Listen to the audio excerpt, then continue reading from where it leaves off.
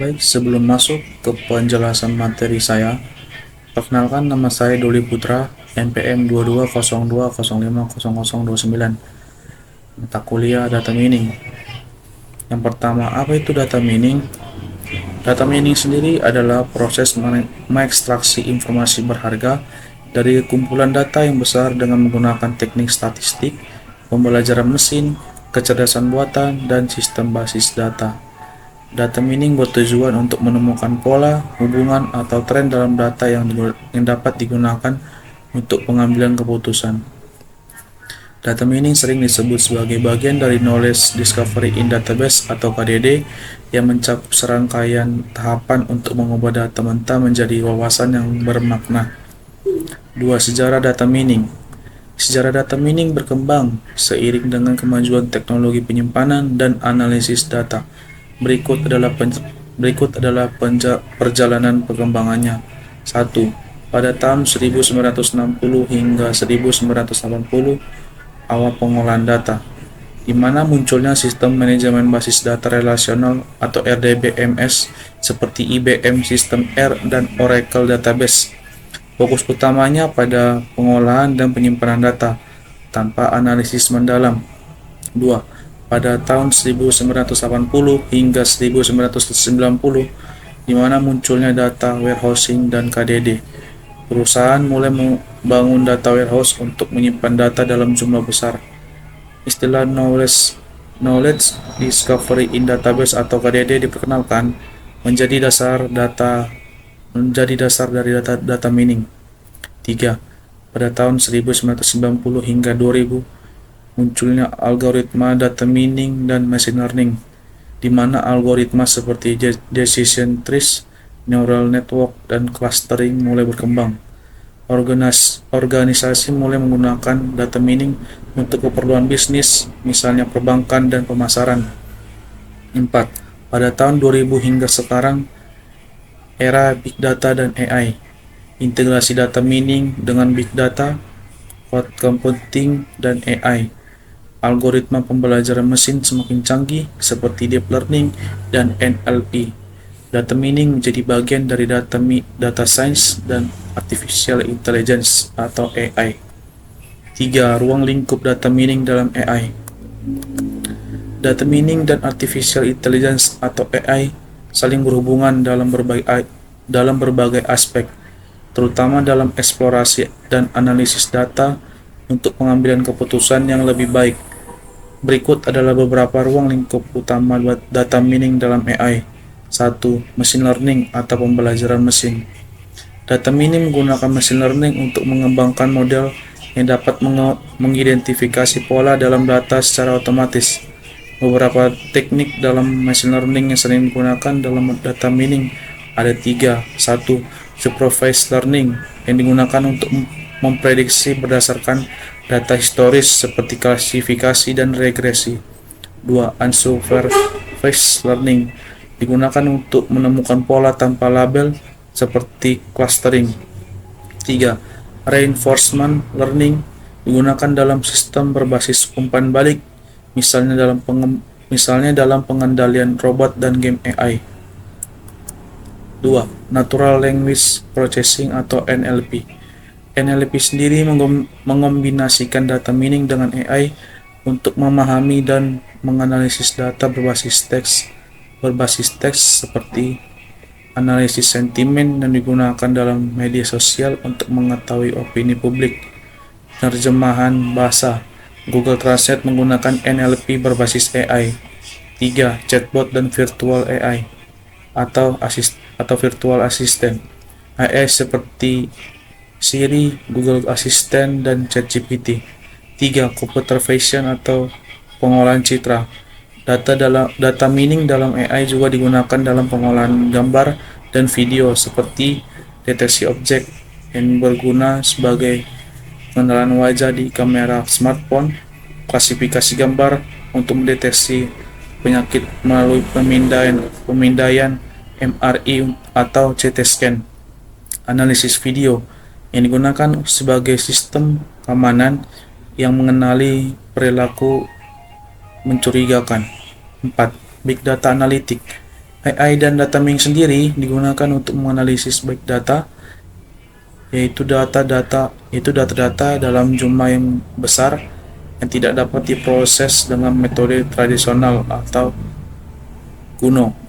Contohnya, analisis tren pasar yang memprediksi tren penjualan di e-commerce seperti Tokopedia atau Shopee. 2. Sistem rekomendasi. Netflix dan YouTube sendiri menggunakan AI untuk merekomendasikan film atau video. Prediksi cuaca dan perubahan iklim. Menggunakan AI untuk menganalisis pola cuaca dan perubahan iklim global.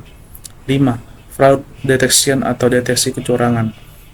Data mining dalam AI juga digunakan untuk mendeteksi anomali dan kecurangan, misalnya perbankan dan keuangan yang dapat mendeteksi transaksi mencurigakan pada kartu kredit. Kita menjelaskan cara menginstal atau mendownload Anaconda, Python, dan library yang digunakan oleh data mining.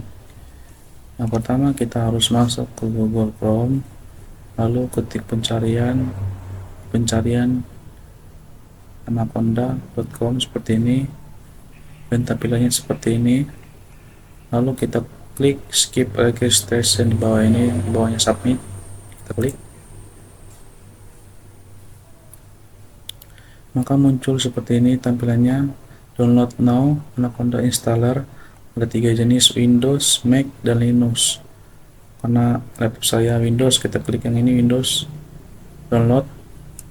Karena saya sudah mendownloadnya, maka tampilannya seperti ini. Seperti ini teman-teman, Anaconda yang sudah di download atau diinstal. Lalu kita download Python, masih tetap di Chrome. Nah, di pencarian pun kita klik atau kita ketik python.org. Seperti tampilannya, lalu kita download Python 3.13.2. Nah, silakan kawan-kawan download. Karena saya sudah mendownloadnya, maka tampilannya seperti ini. Nah, seperti ini teman-teman, Python 3.12 exe. Setelah download Anaconda dan Pythonnya berhasil, maka kita klik Anaconda prompt. Kita klik Anaconda prompt atau terminalnya.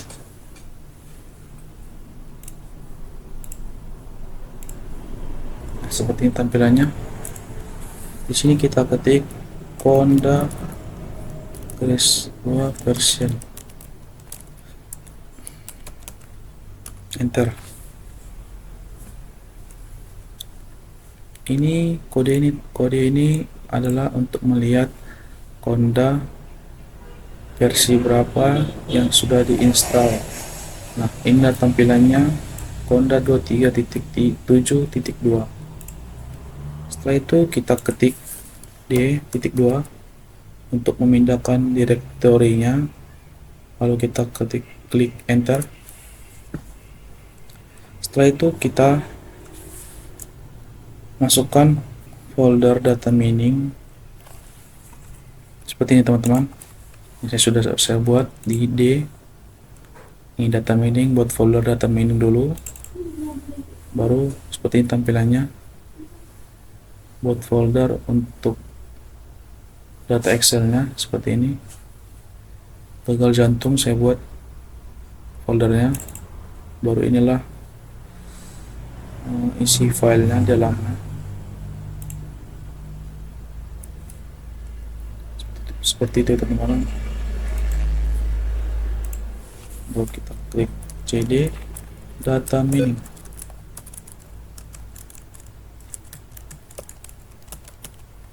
Seperti ini teman-teman, harus sesuai dengan nama folder yang kita buat. Enter. Lalu kita buat nama environment data mining ini dengan kodenya seperti ini, Conda create name, namanya, nama data miningnya, until enif Conda. Saya beli itu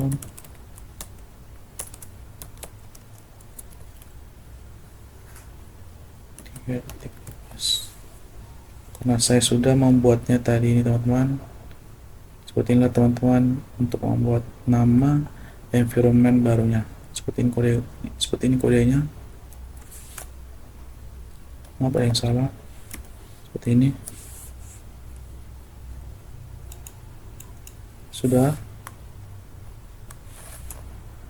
Saya sudah membuatnya, maka saya tinggal mengklik atau membuat nama environment saya. Conda ini masukkan nama environment data miningnya yang sudah dibuat tadi, lalu klik enter.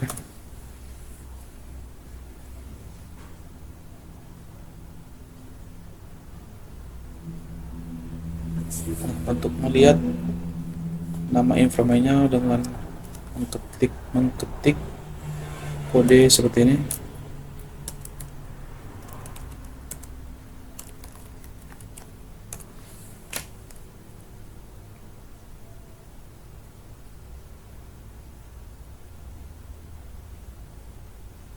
Baik, nah inilah tampilan nama Conda environment data mining kita yang sudah kita buat.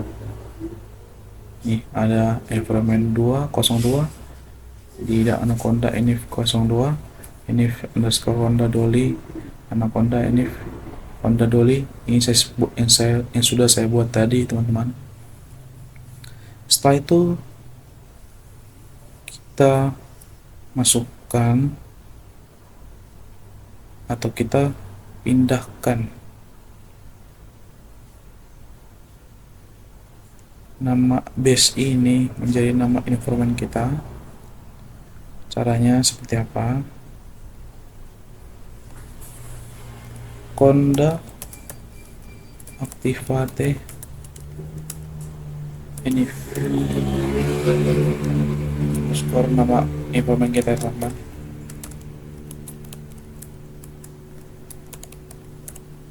Enter.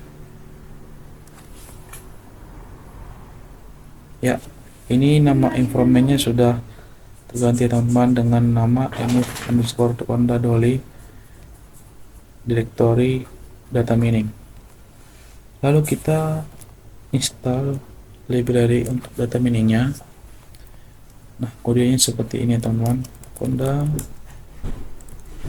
library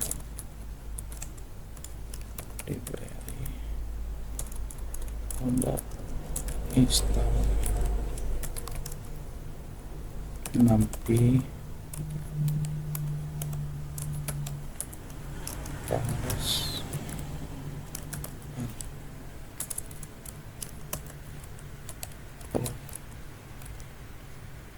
upload lib sibon skip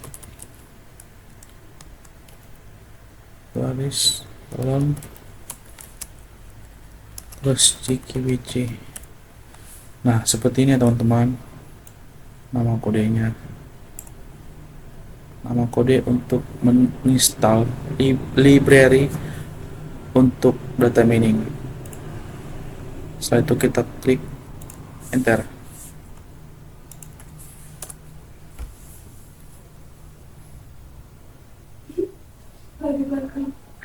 Kita tunggu beberapa saat ya teman-teman karena masih loading.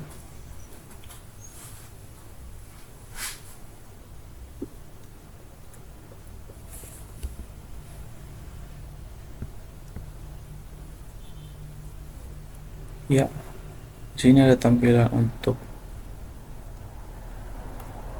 mengupdate atau install. Kita klik yes, enter. Kita tunggu beberapa saat ya teman-teman karena loading.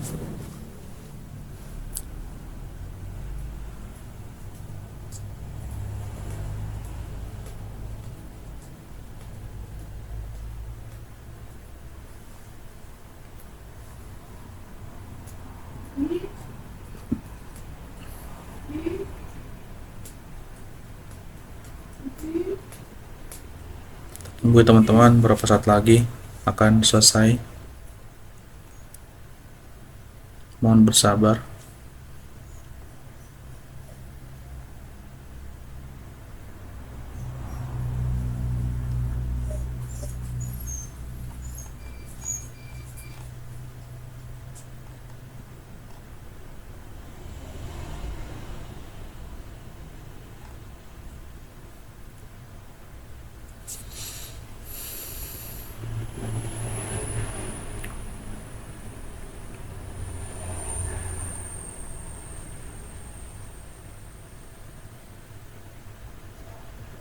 Ya, di sini muncul preparing transaction done, verify transaksinya lagi loading. Teman-teman, ya sudah done, verify transaksinya, tinggal executing transaksinya, masih loading.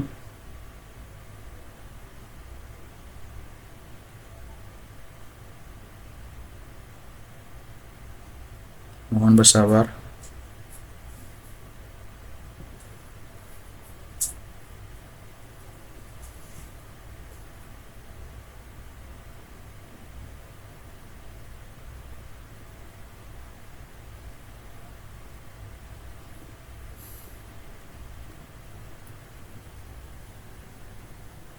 Ya, sudah done. Nah, muncullah seperti ini teman-teman.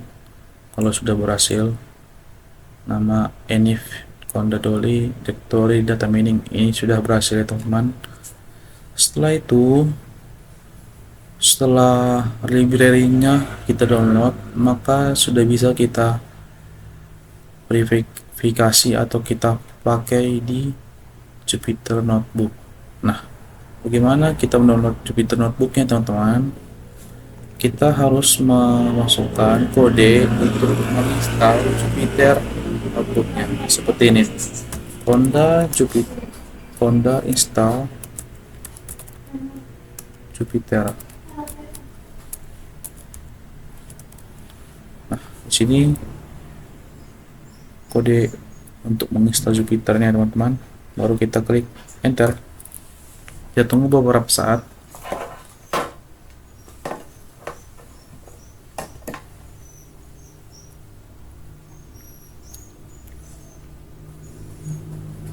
Masih loading ya teman-teman.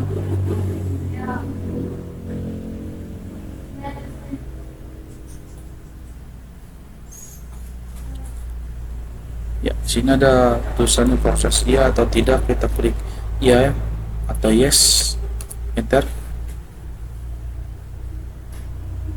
Ya, sedang berproses loading.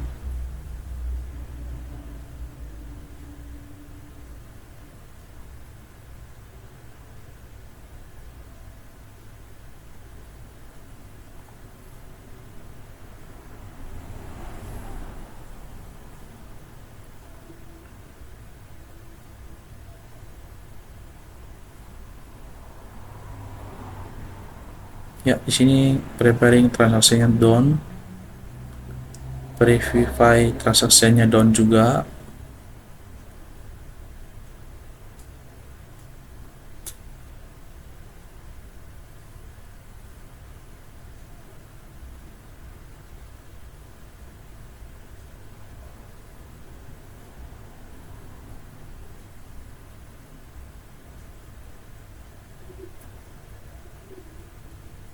Tinggal menunggu executing transaksinya teman-teman. Mohon bersabar. Di sini memerlukan jaringan internet yang cukup stabil supaya menginstal bisa lebih cepat.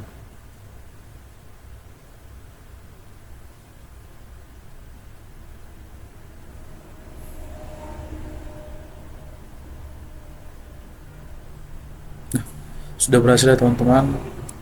Sudah muncul seperti ini. Lalu ke tahap terakhir untuk memasuki Jupyter Notebook, yaitu kita klik Jupyter Notebook.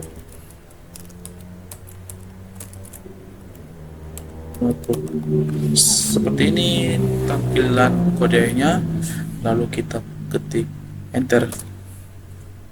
Mohon bersabar, dia loading ya teman-teman. Ya, dia langsung menuju ke Jupyter Notebooknya teman-teman, tanpa kita minta, dia langsung otomatis. Nah, seperti ini tampilannya Jupyter Notebook ya teman-teman. Nah, untuk mendownload data-datanya ya teman-teman, tinggal kita buka Kaggle, tetap di Google Chrome. Kaggle seperti ini teman-teman, kaggle.com. Lalu kita klik di pencarian, yaitu seperti ini tampilannya. Mau studi kasus seperti apa, yang ini saya ambil yang ini, maka muncul seperti ini teman-teman. Untuk gejala gagal ginjal, oke teman-teman, atau gagal jantung ya teman-teman, gagal jantung seperti ini. Nah, seperti ini tampilannya di Kaggle. Kita buka atau kita scroll ke bawah untuk melihat data-datanya. Nah, ini ada data Excelnya. Kita klik yang ini teman-teman, download. Karena saya sudah mendownloadnya, maka tampilannya seperti ini teman-teman ya teman-teman. Nah, ini data Excel ini harus dipindahkan seperti tadi saya bilang, masukkan ke folder data mining yang sudah dipindahkan dari direktorinya, masukkan data mining. Nah, buat lagi foldernya, yaitu gagal jantung.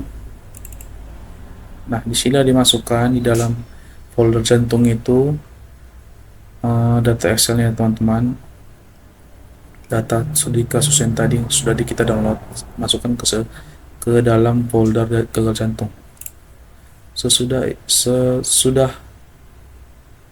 kita masukkan ke folder gagal jantung, maka kita masuk ke apa namanya, Jupyter Notebook yang sudah kita buat. Nah, seperti ini teman-teman. Nah, inilah kita buka folder gagal jantung yang tadi kita masukkan. Ini dia. Nah, kebetulan sudah saya buat, ada kodenya ya teman-teman. Seperti inilah tampilannya. Untuk membuat programnya, import. Nah, inilah tadi library yang kita download yang tadi teman-teman. Import pandas aspd, import nampi asnp, import matplotlib, pyplot, asplt, import seaborn sns. Inilah sudah bisa dipakai karena sudah kita install. Seperti inilah tampilannya. Lalu data pdret csv seperti ini. Ini nama file ini harus sesuai dengan nama file yang kita buat atau kita download tadi teman-teman, yang kita buka tadi.